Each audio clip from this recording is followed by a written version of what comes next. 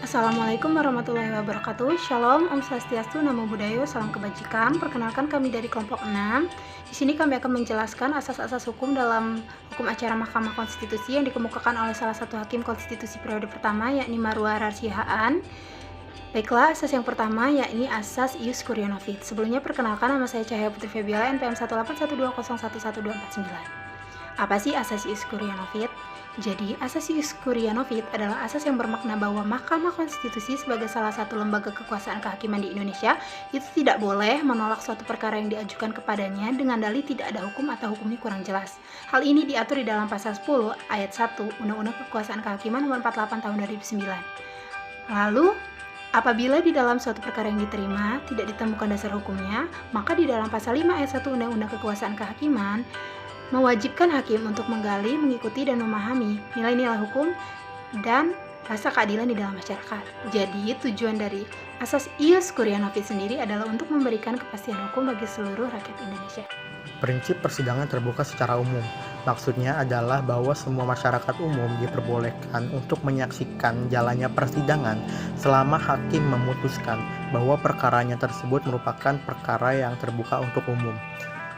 Dasar hukum dari prinsip ini adalah pasal 13 Undang-Undang Nomor 48 Tahun 2009 tentang Kekuasaan Kehakiman. Nama saya Gina Salsabila, NPM 18120111283. Asas yang selanjutnya adalah asas independen dan imparsial. Sikap independen dan imparsial yang harus dimiliki oleh hakim bertujuan agar menciptakan peradilan yang netral dan bebas dari campur tangan pihak manapun, sekaligus sebagai upaya pengawasan terhadap cabang kekuasaan lain. Nama saya Erzangga Nugraha Sedinata, NPM 18520111022. Asas selanjutnya ialah peradilan dilaksanakan cepat, sederhana, dan biaya ringan. Ini diartikan agar penanganan perkara dapat diselesaikan dengan waktu singkat, tidak bertele-tele, dan biaya yang dapat dijangkau oleh masyarakat.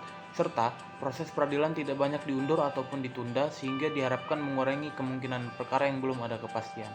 Asas ini terdapat di dalam Undang-Undang Nomor 48 Tahun 2009 Pasal 2 Ayat 4. Nama saya Meraza Putra, NPM 1852011015. Selanjutnya adalah asas audi et alternam partem.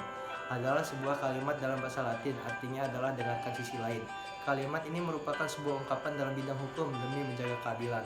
Agar sebuah persidangan berjalan seimbang, maka dikenal adanya asas audi et alternam partem yang artinya mendengarkan dua belah pihak atau mendengarkan juga pendapat atau argumentasi pihak yang lainnya sebelum menjatuhkan sesuatu keputusan agar peradilan dapat berjalan seimbang. Nama saya Tarik Abdi Ramadan, NPM 1812011-239. Asas yang keenam yaitu asas hakim aktif dan hakim pasif. Hakim aktif di mana di sini yaitu hakim turut serta mencari kebenaran dalam suatu perkara dan turut serta membantu para pihak yang bersengketa untuk melengkapi berkas-berkasnya. Lalu hakim pasif di sini, hakim tidak boleh secara sepihak berinisiatif untuk melakukan pemeriksaan terhadap suatu perkara tanpa adanya satu permohonan terlebih dahulu. Saya Tarajana Syafi'i, NPM 1812011-248 akan menjelaskan salah satu asas dalam hukum acara Mahkamah Konstitusi, yaitu asas praduga absah, di mana asas ini menjelaskan bahwa dalam setiap perkara yang diajukan ke Mahkamah Konstitusi tidaklah merubah status hukum dari objek yang disengketakan tersebut sampai adanya putusan dari Mahkamah Konstitusi dan akan dibacakan dalam persidangan yang terbuka secara umum.